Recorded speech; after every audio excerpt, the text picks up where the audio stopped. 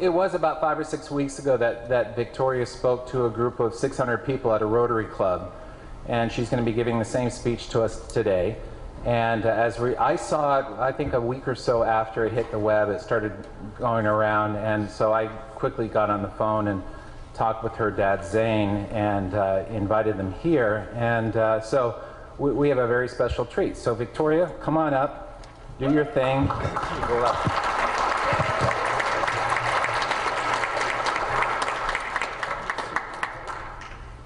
Have you ever wondered why Canada is in debt?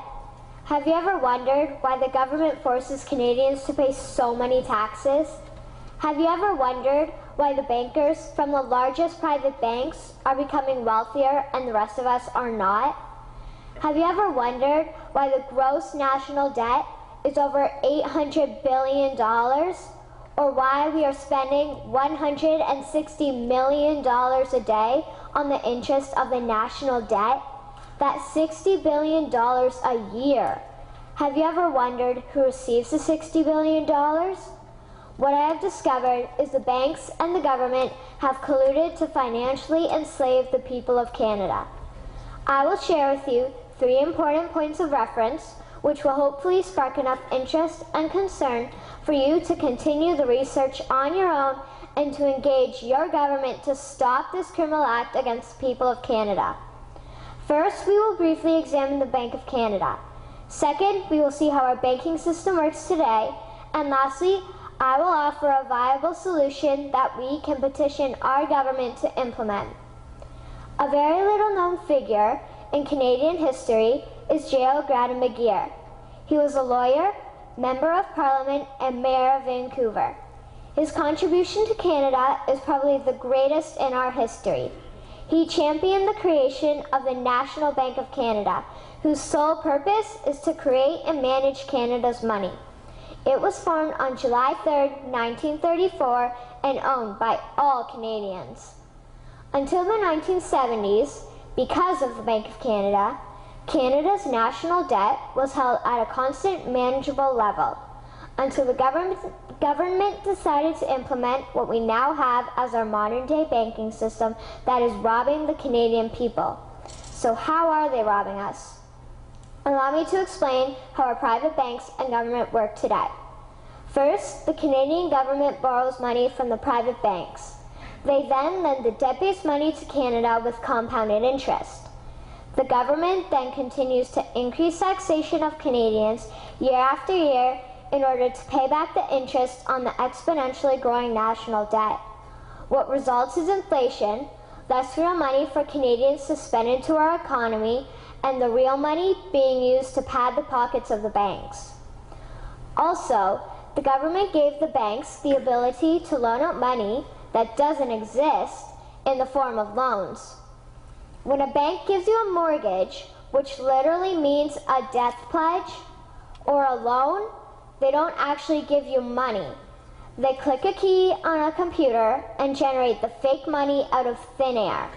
They don't actually have it in their bank vaults.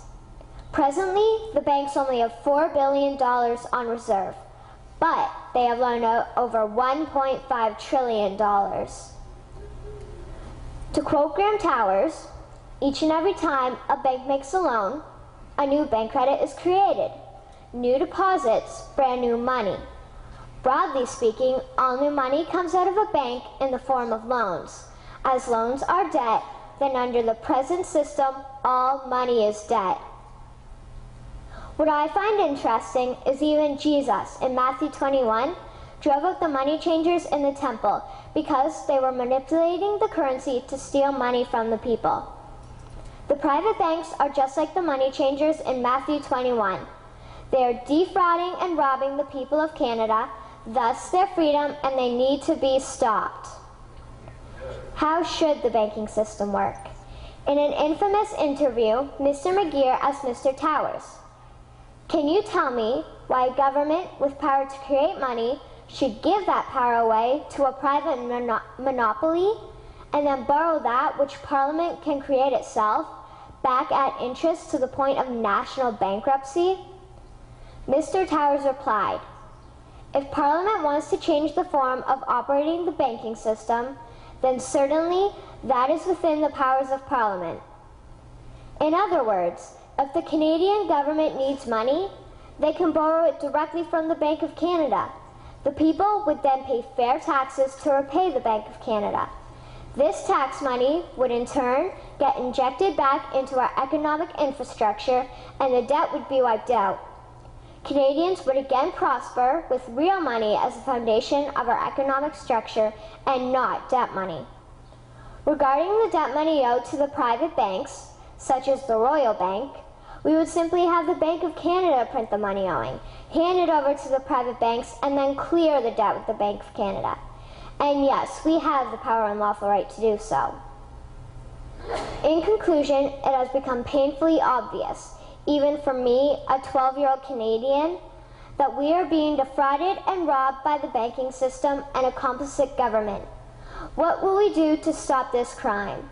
What will we do to ensure that the next generation will live free and clear of the debt-based economy that enslaves them to the banks? Margaret Mead said the following, and I hope that all of you remember this. Never doubt that a small group of people can change the world. Indeed, it is the only thing that ever has. Thank you.